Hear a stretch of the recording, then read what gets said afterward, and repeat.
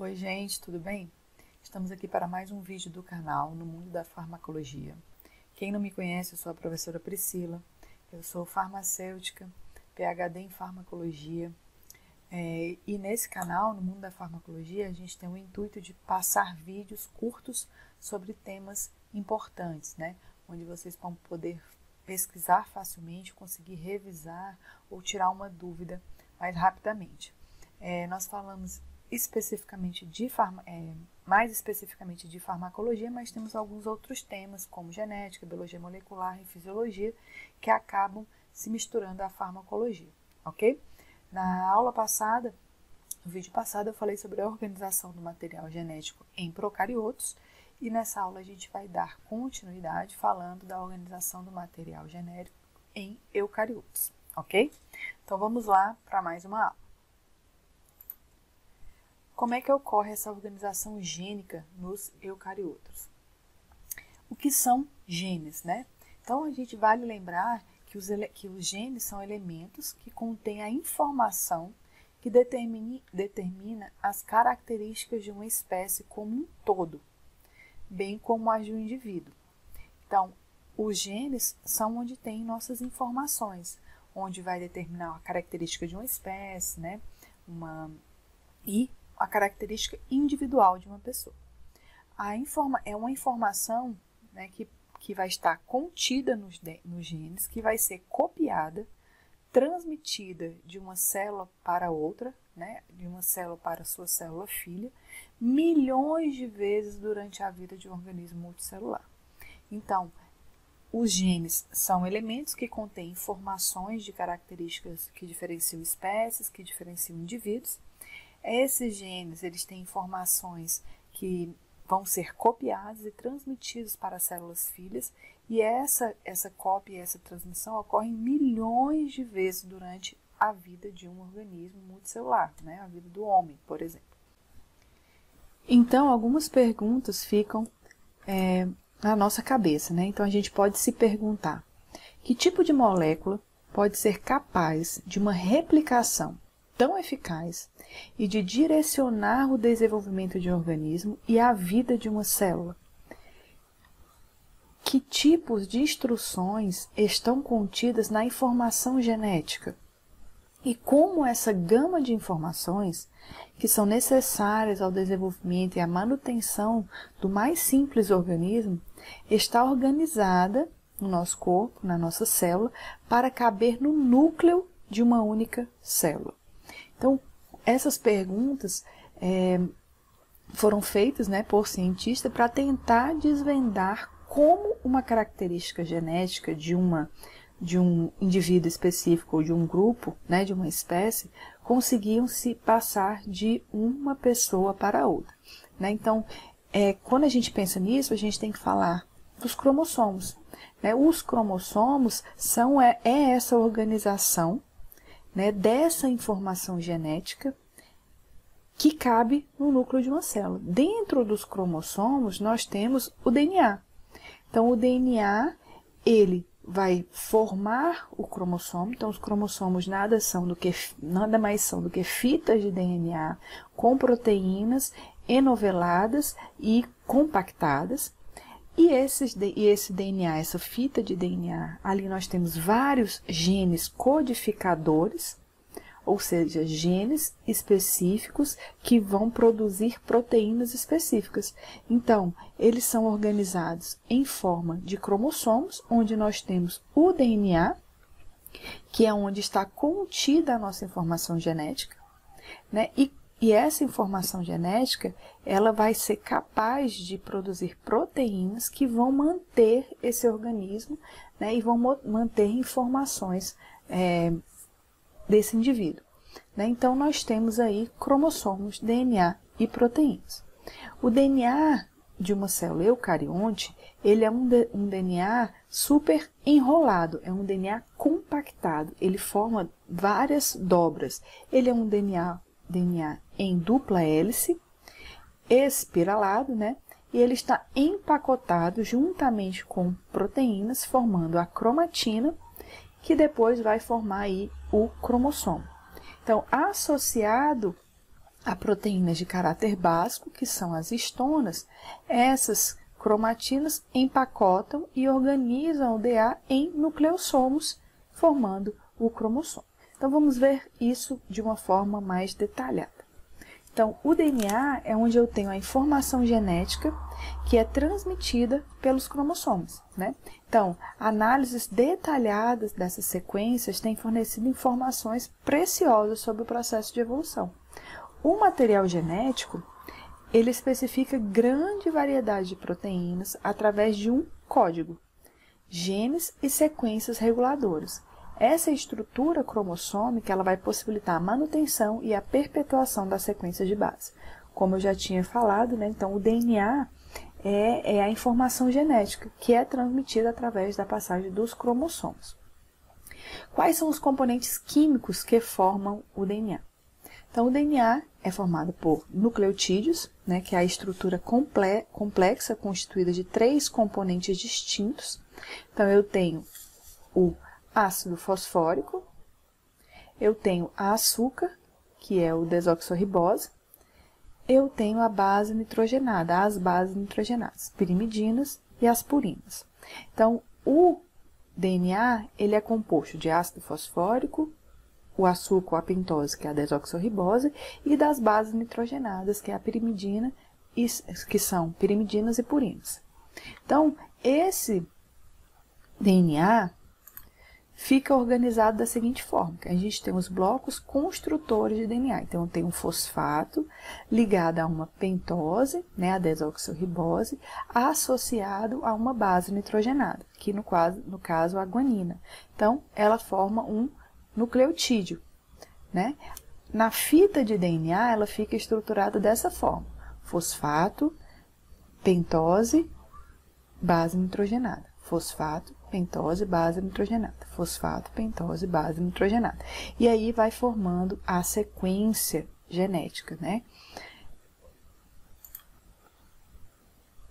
Então, como é essa composição? Então, das bases, nós temos o número de adenina é igual ao número de timina. A gente sabe que a adenina se liga em timina. O número de guanina é igual ao número de citosina.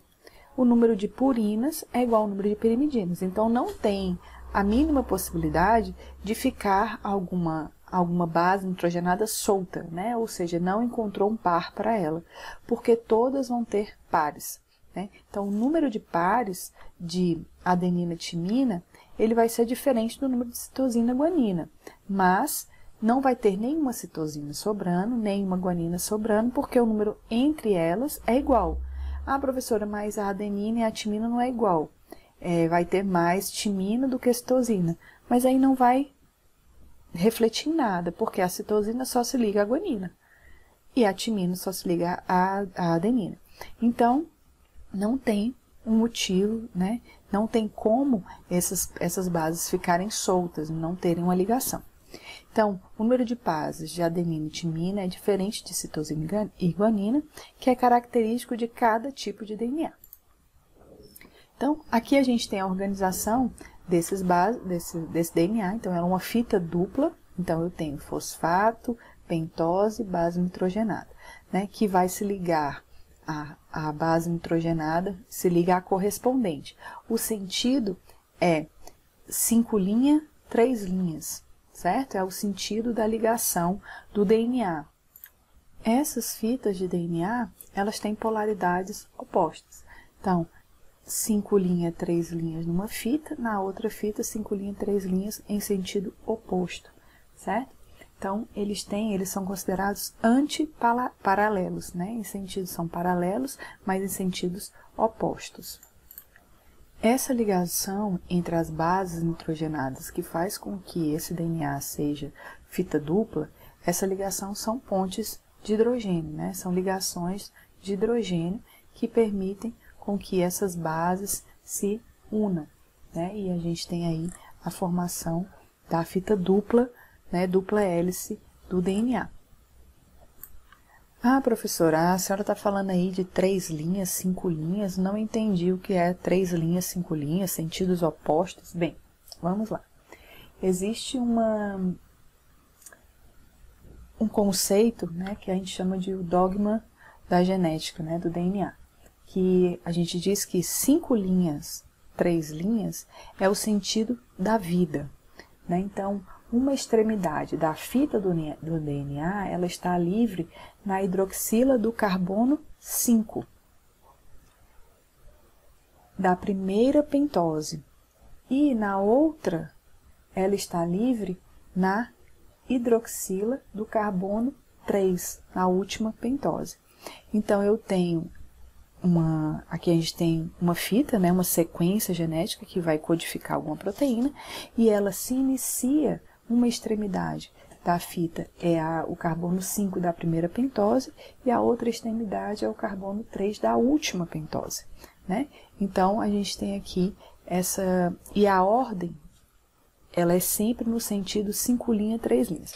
Que ordem é essa, professora? A ordem de replicação, a ordem de transcrição, a ordem de tradução. Ela é sempre nesse sentido, 5 linhas, 3 linhas, ok? Então, a fita complementar, né, então a gente tem uma fita complementar, que é essa que se liga à fita original. A fita complementar, o sentido é invertido, então, eu tenho 5 linhas, 3 linhas, na outra fita é 3 linhas, 5 linhas.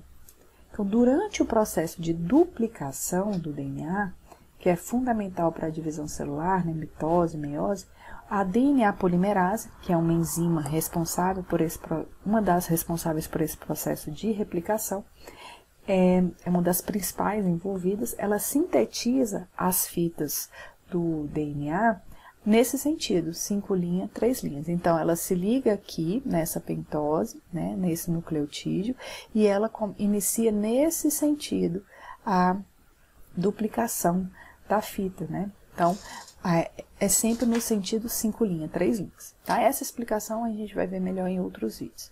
Então, aqui é só para mostrar a fita dupla de DNA, que elas são antiparalelas, sempre seguidos ela inicia-se na primeira pentose, eu tenho no carbono 5, né, a hidroxila do carbono 5 da primeira pentose, ela vai estar livre, então inicia-se aqui a fita, e ela termina no carbono 3 da última pentose, certo? Então, ela vai se espiralar em dupla hélice, né, então ela se espirala. Essa formação, né, então aqui só de uma forma mais química, né, de estrutura química, a gente tem aqui a adenina ligada a uma timina, e quem faz essa ligação é uma ponte de hidrogênio, uma ligação de hidrogênio, como a gente já tinha falado. Na citosina guanina, da mesma forma, né, uma ponte de hidrogênio. Então, qual é a correlação entre a informação genética que está contida no DNA e as proteínas?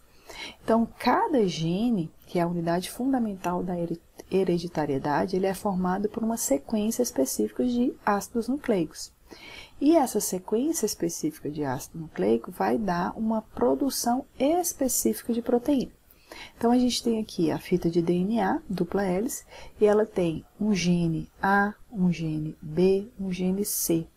Esse gene A, gene B e gene C vai ser transcrito, depois traduzido, né, e a gente vai ter a formação de uma proteína A, de uma proteína B, de uma proteína C. Então, a correlação entre essa informação genética que está no DNA e as proteínas é que essa informação genética ela vai fazer com que a gente tenha a expressão gênica de uma proteína específica. Então, antes que a estrutura da molécula de DNA fosse determinada, já sabia-se que os genes continham as instruções para produzir as proteínas. Não sabia-se como, né? Mas já sabia-se que os genes tinham instruções para produzir essas proteínas. Portanto, as mensagens de DNA, elas deveriam, de algum modo, codificar essas proteínas. Depois, isso foi descoberto de uma forma mais explicativa, né, que a gente consegue organizar hoje. Então, como que vai organizar quase 2 metros de DNA no núcleo da célula?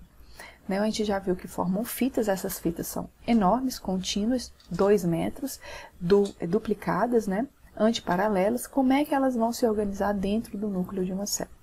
Então, elas se organizam em forma de cromossomos.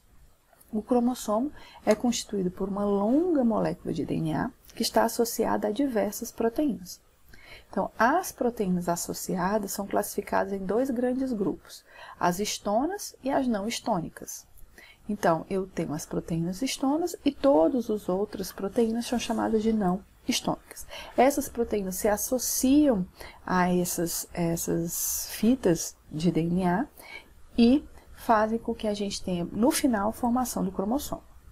Então, aqui eu tenho o DNA, dupla hélice, ele vai se emaranhando, né, e formando uma cromatídea ou a cromátide, que ela vai se enovelando ao redor de histonas, que permite que essa enovelação vá acontecendo.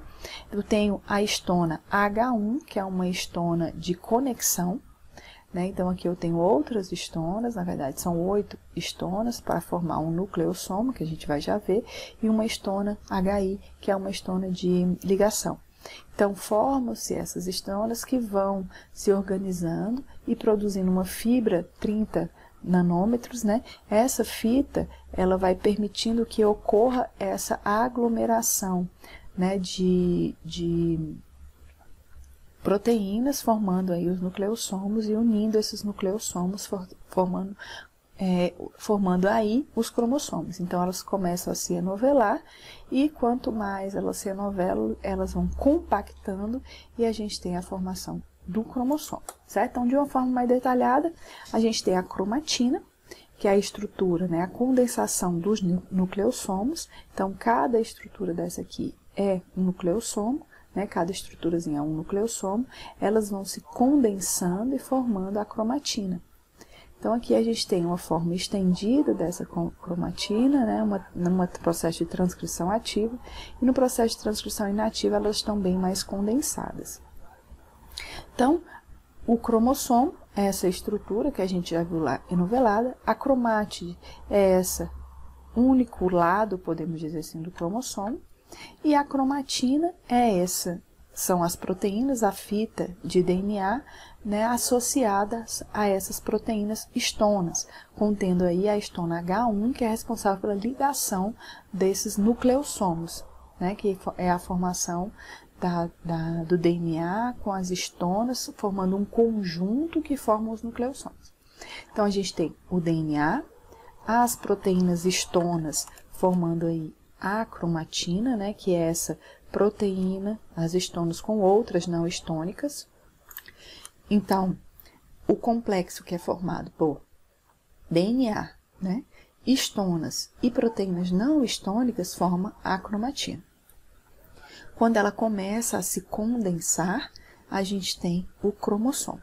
Então, aqui mais uma vez, as histonas, para vocês perceberem, o nucleossomo, que é essa união de 4 grupos de histonas com o enovelamento da fita de DNA, que forma a cromatina, que é a união com outras proteínas não histônicas, e a gente tem aí a formação do cromossomo.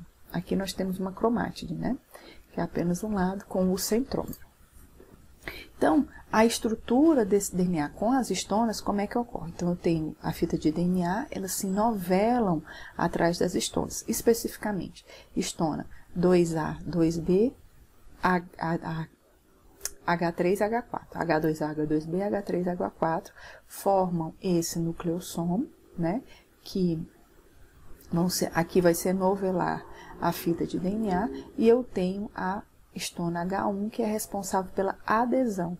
Então, elas vão formar esse nucleossoma, que vão se unir através da H1. Eu tenho uma fita de DNA linker, que ele vai linkar, unir esses nucleossomos, esses grupos, né, os nucleossomos. Então, a gente tem as histonas H1, H2A, H2B, H3, H4, formando aí esse nucleossomo. Elas empacotam o DNA formando o nucleossomo juntamente com a fibra de 30 nanômetros, que eu já tinha falado, que é essa fita que permite aí o emaranhamento, né, a união desse nucleossomo. Então, tá aqui as histonas, elas vão se enrolando e elas vão se enovelando no DNA, e a quantidade aqui varia de célula para célula, de eucarioto para eucarioto, né? Então, a gente tem essa formação do nucleossomo para formar o cromossomo.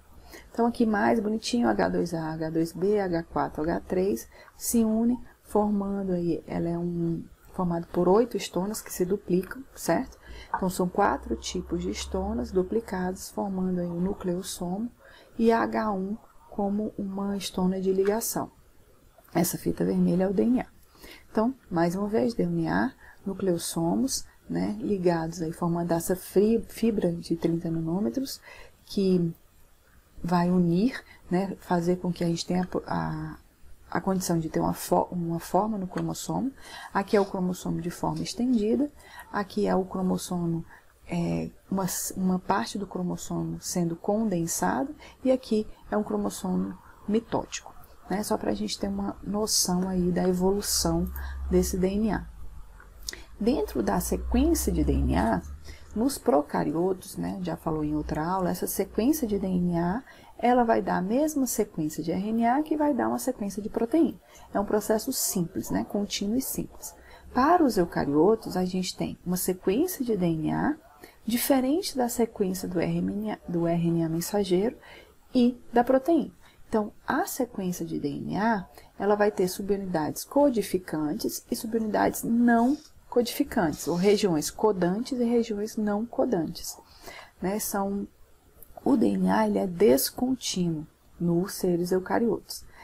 Aí ele forma, então, o RNA mensageiro e a proteína, que são contínuos. Então, como é essa descontinuidade do DNA?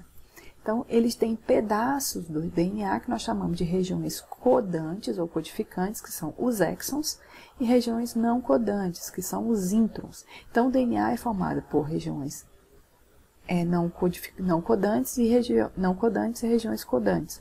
Então, eu tenho aí o DNA descontínuo. O RNA inicial, que é aquele primário, que ele é simplesmente a cópia do DNA, antes dele amadurecer, antes de ter o processamento desse RNA, ele também é descontínuo. Depois que ocorre o processamento do processo de transcrição, eu tenho aí um RNA mensageiro maduro que é contínuo, ok? Então, o processamento desse RNA mensageiro a gente chama de splice, ou seja, a retirada dos introns, das partes não codantes do RNA precursor, né, de forma a reduzir esse RNA maduro e fazer com que ele seja contínuo. Então, a fita de DNA, nós já vimos que tem partes codificantes e não codificantes, os exons e os introns. O RNA primário, ele vai ser uma cópia, né, do DNA, e vai acontecer o processamento, que é o splice, e esse processamento vai transformar o RNA mensageiro em RNA maduro. Então, uma fita contínua, que dá origem aí à proteína depois do processo de tradução.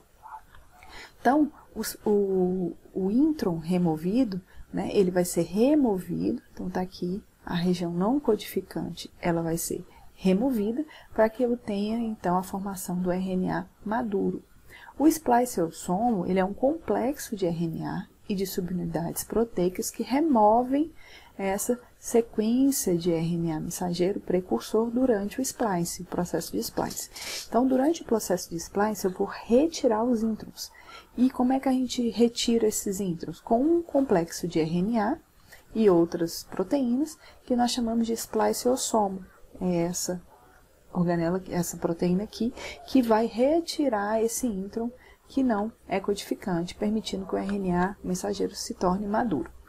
Então, aqui nós temos uma fita de DNA, né, com exons e introns, né. No processo da transcrição, eu tenho a formação do RNA mensageiro não maduro, né, precursor, que vai sofrer o splice, ou seja, a retirada dos introns, né, através do spliceossomo, e a gente vai ter aí somente os exons, né, que é o que vai ser codificante para a proteína. O RNA mensageiro, como a gente já vem falando, nos eucariotos, ele é um RNA mensageiro monocistrônico, ou seja, uma molécula de RNA mensageiro vai dar origem a uma única proteína. Lá nos procariotos, como a gente já viu, uma molécula de RNA mensageiro dá origem a várias proteínas, né, a múltiplas proteínas. Então, ele é chamado de RNA mensageiro policistrônico. Lembrando que lá nos procariotos não tem o splice, porque não há processamento da transcrição. Então, a unidade transcricional, ela é uma sequência de DNA transcrita em uma molécula de RNA mensageiro. Então, exatamente essa sequência de DNA que foi transformada em uma molécula de RNA, cópia, é uma unidade transcricional. Essa unidade transcricional pode ser simples, RNA primário, se transforma em maduro, se transforma em proteína. Ou ela pode ser complexa. Então, aqui eu tenho os exons, né, RNA, o DNA aqui, retirei já os introns, e ele vai transformar em... Os introns vão ser retirados, na verdade, se transformam em RNA de forma simples, né, maduro. Então, o RNA mensageiro só é processado de uma maneira, quando a transcrição é simples. Quando essa unidade transcricional é complexa, o RNA primário, produzido de mais de uma forma, ele vai ser produzido de mais de uma forma, e ele vai dar origem a diferentes RNAs maduros, ou seja, diferentes proteínas. Então, aqui nós temos sítios de processamento alternativo. O RNA mensageiro 1 e RNA mensageiro 2 maduros, né? Então, eu tenho no 1, eu tenho a cópia, né, do exon 1, exon 2, exon 3 e exon 4. No RNA2, o exon 3 foi retirado. Então, eu tenho a formação de outra proteína diferente pela retirada de um exon. Quando a gente fala dessa unidade transcricional, nós temos a extremidade 3' da pentose, lá no final, né, que ela vai ser diferente.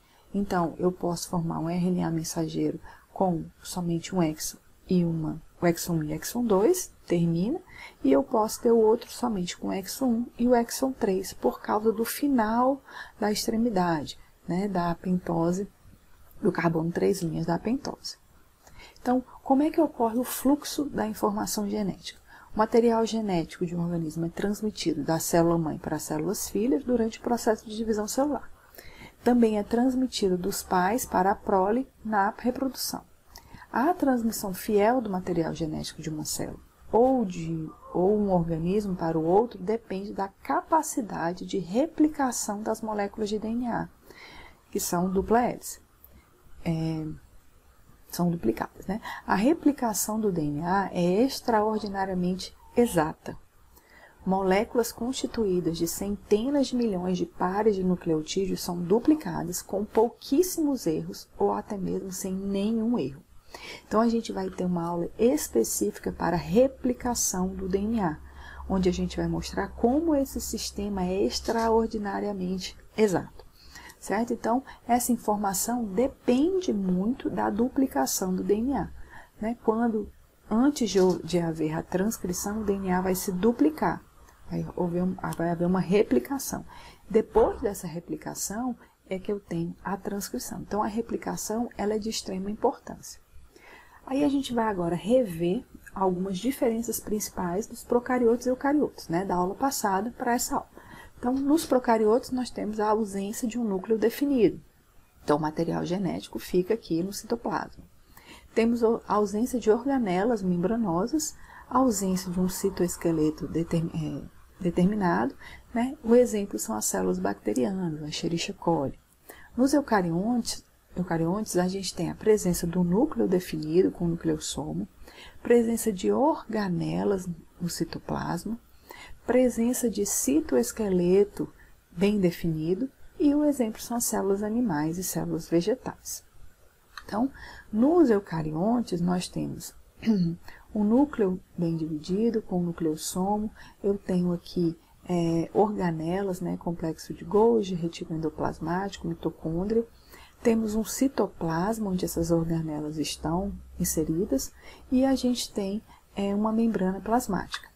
Nos procariontes, nós temos uma cápsula de proteção que envolve a parede, e dentro dessa parede a gente tem uma membrana plasmática. Nós temos um citoplasma ou protoplasma, né, onde eu tenho aí o DNA não protegido por uma membrana nuclear.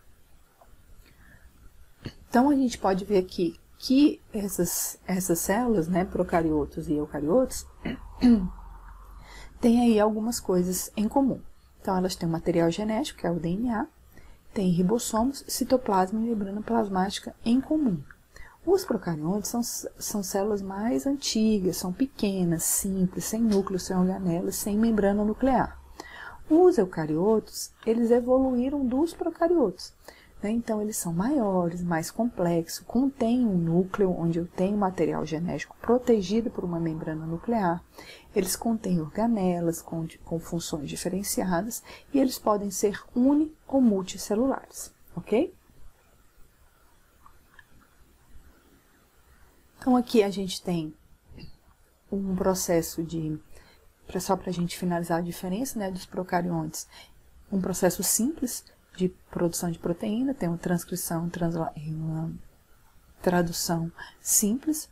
No processo dos eucariontes, a gente já viu que tem que ser retirados os introns por um processo que nós chamamos de splice, transforma aí, depois do RNA mensageiro ser produzido, né, tem um processo de splice, então tem uma transcrição, o RNA mensageiro primário sofre o processo de splice, que retira aí os introns, que depois ele vai ser transformado em RNA mensageiro maduro, é exportado do núcleo para o citoplasma, onde esse RNA mensageiro maduro vai traduzir em uma proteína única.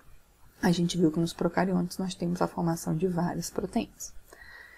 Então, resumindo, procariontes, DNA circular único, DNA não codante, escasso, organização gênica em operons, né? Vamos assistir o vídeo anterior que vocês vão entender, RNA mensageiro policistrônico, DNA extracromossômico, que algumas células possuem, que é o plasmídio.